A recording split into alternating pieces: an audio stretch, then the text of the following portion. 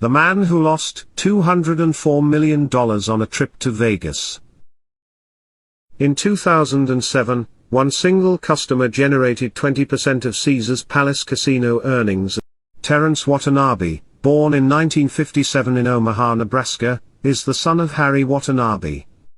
Harry established the Oriental Trading Company, which went on to become one of the most prosperous carnival suppliers in American history.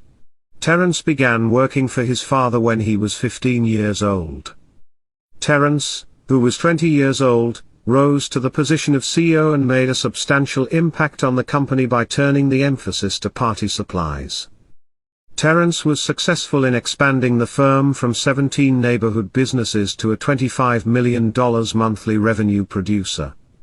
But life was all-consuming for him. He never married, traveled much, and had little time for a serious love connection, according to former colleagues. Terence, the founder of a company, sold his share in October 2000, as he had burnt out by the age of 43. After selling the company, he planned to retire and have a fun and charitable life. He created a charitable trust, the Terry K. Watanabe Trust, and donated millions for critical diseases research, as well as various political causes.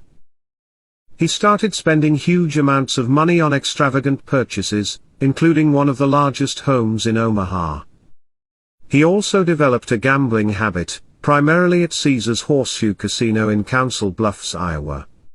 He was encouraged by hosts at the Iowa casinos, and in 2005, he began gambling in Las Vegas. Terence had a serious gambling problem which was exacerbated by his love for a high-end vodka brand called Jewel of Russia. In 2006, Terence was banned by billionaire Steve Wynn from his casino, as he had become a compulsive gambler and an alcoholic. However, Terence was undeterred and continued his gambling activities at Caesars Palace in Las Vegas, where the casino provided him with various incentives to keep him gambling. He received many perks, including tickets to see the Rolling Stones, $12,500 per month for airfare, and $500,000 in credit at the gift stores. Terence was a high roller at Caesars Palace and achieved the exclusive tier of chairman. However, his lifestyle became worrisome to employees as he would stay at the tables for up to 24 hours, losing as much as $5 million in a single spin. Despite his losses, he would hand out bundles of $100 bills to Caesars employees. A former casino host from his hometown visited Terry and noticed that he appeared disoriented and couldn't recall previous conversations. His preference for these games led to some employees considering him a house player because they had terrible odds for the player. Terence Watanabe lost $204 million in Las Vegas over 3 years. He had wagered $4.2 million in 2005, $81 million in 2006, and $825 million in 2007. In the 11 months since the beginning of 2007, he lost $127 million. The casino gave him a $17 million loan under the assumption that he had more money.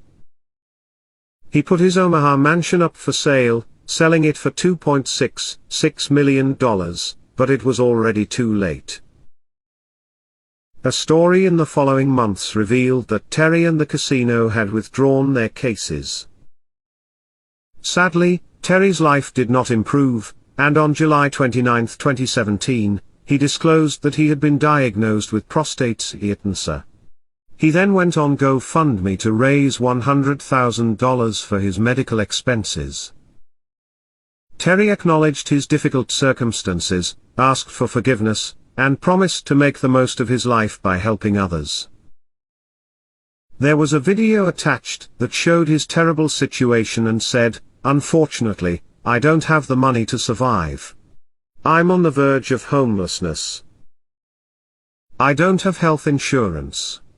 Even though he didn't reach his target, he still raised a remarkable $28,000.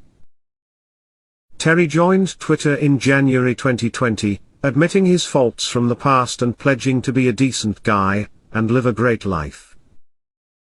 His goal in sharing his story, which included both highs and lows, was to maybe inspire people in the future. This illustrated Terry's remarkable capacity to accept full responsibility for his errors.